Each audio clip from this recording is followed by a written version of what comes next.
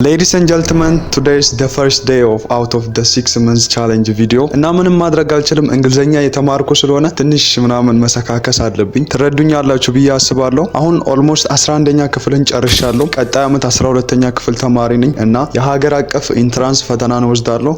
በጣም ይጨንቃል ግን እና አሁን ላይ ሰመር ላይ ነኝ ያለሁት 2 ወር ጊዜ ያለኝ ትምህርት ከመጀመሩ እና ለራሴ የ6 ወር ቻሌንጅ ጀምሬያለሁ። አሁን ኪሎዬን ለመለካት እየሄድኩኝ ነው። በዛሬው ቪዲዮ የ6 ወር ቻሌንጅ ምን እንደሚመስል እያንዳንዱን ነገር አብረን እናያለን። ቪዲዮውን እስከ መጨረሻ ማየታችሁን እንዳትረሱ። ቪዲዮ ከተመቻችሁ ላይክ በማድረግ ጀምሩ። እንዲሁም እንደዚህ አይነት ቪዲዮዎች በየጊዜ ስለምሰራላችሁ ሰብስክራይብ በማድረግ ቤተሰብ መሆናችሁን እንዳትረሱ። 11ኛ ክፍል ጨርሻለሁ። ብዙ ሰዎች ይህንን የእረፍት ጊዜ በመዝናናት ያሳልፋሉ። ነገር ግን እኔ እንደዛ ማድረግ አልችልም። ምክንያቱም ቀጣይ አመት የ12ኛ ክላስ ተማሪ ነኝ። ከዛም የዩኒቨርሲቲ መግቢያ ፈተና ይጠብቀኛል። እውነት ለመናገር በህይወቴ ውስጥ መቀየር የምፈልጋቸው ብዙ ነገሮች አሉ። የእንግሊዝኛ ስኪልን ማሳደግ፣ ሰውነቴን መገንባት፣ ዲሲፕሊን መሆን እና በአጭሩ የወደፊት ህይወቴን ማሳመር እፈልጋለሁ። ስለዚህ ዛሬ የ6 ወር ራስን አንድ ስቴፕ የማሻሻል ቻሌንጅ እጀምራለሁ። እንድታስተውሉ የሚፈልገው ነገር ቢኖር ይህ የ6 ወር ቻሌንጅ ራሴን አሁን ካለውበት አንድ ስቴፕ የማሻሽልበት ነው እንጂ ላይክ ቶታሊ ሙሉ ለሙሉ ራሴን ቀይራለሁ ምናምን እያልኩ እንደ ሌሎቹ ሊሰክሳችሁ አይደለም የመጣሁት። ላይክ በዚህ 6 ወር ውስጥ ራሴን ፈልጌ የማገኝበት እና ዲሲፕሊን የምገነባበት ጊዜ ይሆናል ብዬ አስባለሁ። እና በዚህ 6 ወር ውስጥ እነዚህን 5 ነገሮች ላይ ትኩረት ሰጥተን በጥልቀት እናያለን፣ ራሳችን ላይ እንሰራለን። የመጀመሪያው በዚህ 6 ወር ውስጥ መገንባት ያለብን ለቀጣዩ ለህይወታችን ዋናው መሰረት ነው ብዬ የማስበው የመጀመሪያውና ዋነኛው ጸሎት ማድረግና ባይብል ስቴዲ ማድረግ። ላይክ በቅርቡ ነው የጸሎት ማንነትና ባይብል ስቴዲ ማድረግ ምን ያክል እንደገባኝ። እናንተም በየሃይማኖታችሁ ራሳችሁን ማጠንከር አለባችሁ። ኦፍ ኮርስ ኢትዮጵያ ከሁሉም ከዓለም የምትለይበት ዋነኛው ምክንያት በሃይማኖት ሁሉም ሃይማኖት ዋቴቨር ምንም ይሁን ክርስቲያን፣ እስላም፣ ካቶሊክ ምንም ይሁን ላይክ ህጋቸው አንድ እስኪመስል ድረስ ነው። አትግደል፣ አትስረቅ፣ በጣም ፖዚቲቭ የሆኑ ነገሮችን ነው በሃይማኖት ውስጥ የምታገኙት። እና እናንተም በየሃይማኖታችሁ ጠንካራ መሆን አለባችሁ።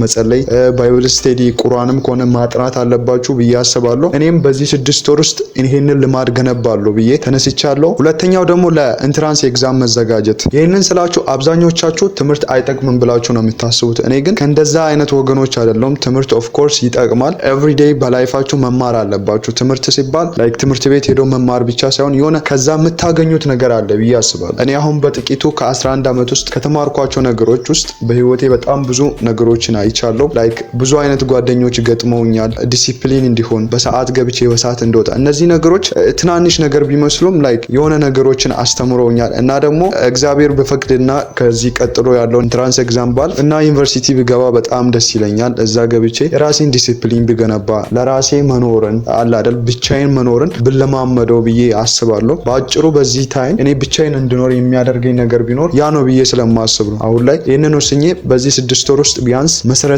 የሚሆነውን ስኪል ለመያዝ በትምህርት ወስኜ ተነስቻለሁ ማለት ነው። ሶስተኛው የእንግሊዝኛ ስኪልን ማሳደግ። ብዙዎቻችን የማናስተውለውና በጣም ኢምፖርታንት የሆነ ፓርት ነው ብዬ የማስበው እንግሊዝኛ ስኪላችንን ማሳደግ። ምክንያቱም ላይክ ኤኒቲንግ ግሎባል ነው የሆነ ያለው። ሁሉም ነገር ወደ አንድ ዓለም ነው እየመጣ ያለው። እርሱ ምንድነው? ወደ ኢንተርኔት። ላይክ ምንም አይነት ነገር ዩቲዩብ ላይ ሰርች አድርጋችሁ ማግኘት ትችላላችሁ ከጎግል ከምንም ነገር። ነገር ግን አብዛኛው ነገር ኢቭን የኢትዮጵያ ዳታ ራሱ ላይክ የኢትዮጵያ ሂስትሪዎች የተለያዩ ነገሮች ታሪኮች መጽሐፎች አብዛኛው በእንግሊዝኛ ነው የተቀመጡ። ይሄ ምንድነው?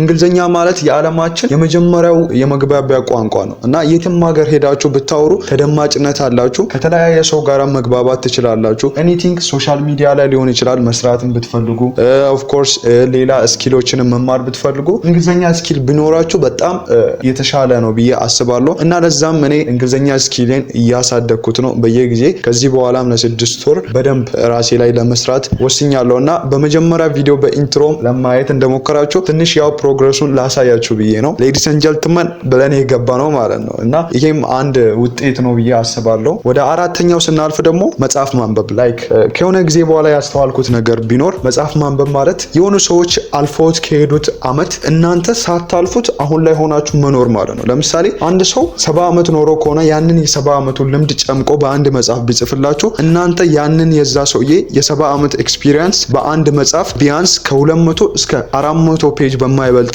መጽሐፍ አገኛችሁ ማለት ነው። ይሄ ማለት በጣም ያልተነቃበት እና ጥቂቶች ብቻ እየተጠቀሙበት ያለው ነገር ነው እና በዚህ ባለፉት ጊዜያትም ትንሽ የተወሰኑ መጽሐፍትን ለማንበብ ሞክሬያለሁ እና ከዚህ በኋላ ደግሞ በዲሲፕሊን ለማንበብ ወስኛለሁ እና ከዚህ በኋላ የማነባቸው መጽሐፍትን ሼር እያረኳችሁ ሄዳለሁ። በዚህ ታይም አቶሚክ ሃቢትን እንደገና ጀምሬያለሁ። በባለፈው ጊዜ ከዛሬ 15 ከወር በፊት መሰለኝ በለቀቁት ቪዲዮ ላይ ስለ አቶሚክ ሃቢት አንዳንድ ነገር ብያችኋለሁ። ያንን ቪዲዮ ካላያችሁ ሄዳችሁ ማየት ትችላላችሁ እና በቀጣይ ፓርት 2 ስለ አቶሚክ ሃቢት ሰራላችኋለሁ። አራተኛው ደግሞ ፎሬክስ ትሬዲንግ ነው። ላይክ ይሄ ህይወት ለዋጭ ስራ እንደሆነ ሁላችንም እናውቃለን፣ ግን በብዙ አይነት ወይ ታስረን ያለ ነው። ይሄ ማርኬት ላይክ ሂውጅ የሆነ ኢንዱስትሪ ነው። እንደዛም በጣም ብዙ ስካመሮች አሉ። ከሪል ስካመሮች ይበዛሉ ብዬ አስባለሁ። ምክንያቱም በጣም ፋንሲ የሆኑ ነገሮችን ድሪም ነው በዚህ ፊልድ ላይ የሚሸጡት። እኔ ግን ላይክ ቶታሊ ቲክቶክን አጥፍቼዋለሁ። ምክንያቱም አብዛኛው ቪዲዮ የሚመጣልኝ እንደዛ ነው። ኦፍ ኮርስ ቲክቶክ ላይ የምናየው ቪዲዮ ሙሉ ጠቃሚም ጎጂም አይደለም ብዬ አስባለሁ። የሚጠቅምም አለ የሚጎዳም፣ ግን ከሚጠቅመው አንጻር ላይክ የሚጎዳ ይበዛል ብዬ አስባለሁ። መቼስ በ30 ሰከንድ ቪዲዮ የትኛውም ህይወት ቀያሪ የሆነ ትምህርት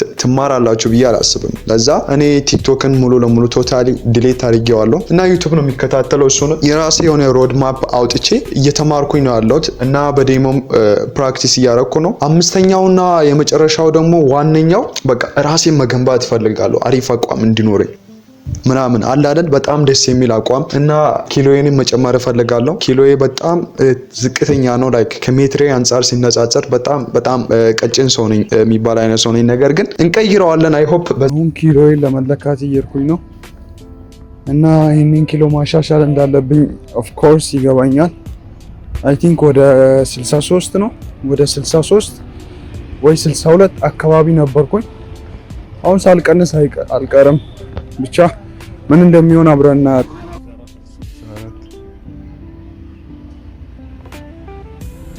ኪሎዬን ተመዝኜ የመጣው ነው።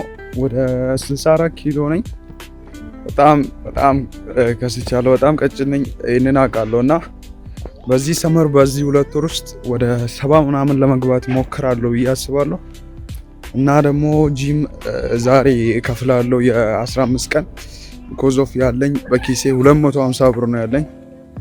ማሊ ብር እኔ ራሱ እዚህ ችግር ያወራው ችግር ትጠራብኛለች እና 250 ብር ነው ያለኝ። 250 ብር ጂም 350 ብር ነው የሚከፈለው። በዛ ዛሬ እንከፍላለን።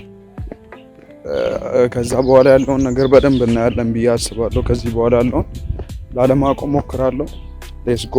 በዚህ 6 ወር ውስጥ እነዚህ ነገሮች ለመቀየር እንጥራለን። ከእግዚአብሔር ጋር ይሳካል ብዬ አስባለሁ። ምክንያቱም ማይሳካበት ምክንያት የለም። ብዙ ጊዜ ሞክሬ ጀምሬ የወር የሳምንት ቻሌንጅ የተለያዩ ነገር ጀምሬ ፌል አድርጌያለሁ። ነገር ግን ይህንን ቪዲዮ ዋና ምሰራው ለራሴ ዲሲፕሊን ለመሆን ነው። ለእናንተ እንደዚህ አይነት ቪዲዮዎች በሰራው ቁጥር ለራሴ ዲሲፕሊን እየሆንኩ ነው የሚመጣው። ለምን ቪዲዮ መስራት እንዳለብኝ ባስተዋልኩ ቁጥር ላይክ ቪዲዮ ምሰራው የኖርኩትን ነው መስራት የምፈልገው እና ያንን ቪዲዮ ለመስራት ግዴታ ያንን ነገር መኖር አለብኝ ኦር መስራት አለብኝ። ለዛ ይጠቅመኛል። ይሄ ገና ጅማሬ ነው። ከዛሬ 6 ወር በኋላ ምን አይነት ፕሮግረስ ላይ እንዳለው ተመልሰን ይህንኑ ቪዲዮ አብረን እያየን ሪያክት እናደርጋለን። ራሳችንን አንድ ስቴፕ አሻሽለናል ኦር እዛው ነን ያለውን ነገር እናያለን። አላማችን በዚህ 6 ወር ውስጥ ራሳችንን በቀን 1% ማሻሻል ነው። ከትላንታችን የተሻሻለ መሄድ ነው። ሌላ አላማ የለንም። እናንተም ቢያንስ በዚህ ሰመር ውስጥ በዚህ 2 ወር ውስጥ የሆነ አዲስ ስኪል ለመማር እና ስፖርት ለመስራት እንግሊሽ ለማወቅ እነዚህ 3 ነገሮች ላይ ትኩረት አድርጋችሁ እንድትሰሩ አሳስባችኋለሁ። የሆነት በጣም ይጠቅማችኋል ብዬ አስባለሁ እና አይ ሆፕ የዛሬው ቪዲዮ እንደጠቀማችሁ አልጠራጠርም። ሳምንት ደግሞ በሌላ በአዲስ ቪዲዮ የዛሬው አፕዴት ሳምንታችን ምን እንደሚመስል ምን እንደመሰለ እናያለን እና እንደዚህ አይነት ጠቃሚ ቪዲዮዎች በየጊዜ እንዲደርሳችሁ ደግሞ ሰብስክራይብ በማድረግ ቤተሰብ ሁኑ። ይመቻችሁ። ዋግዋን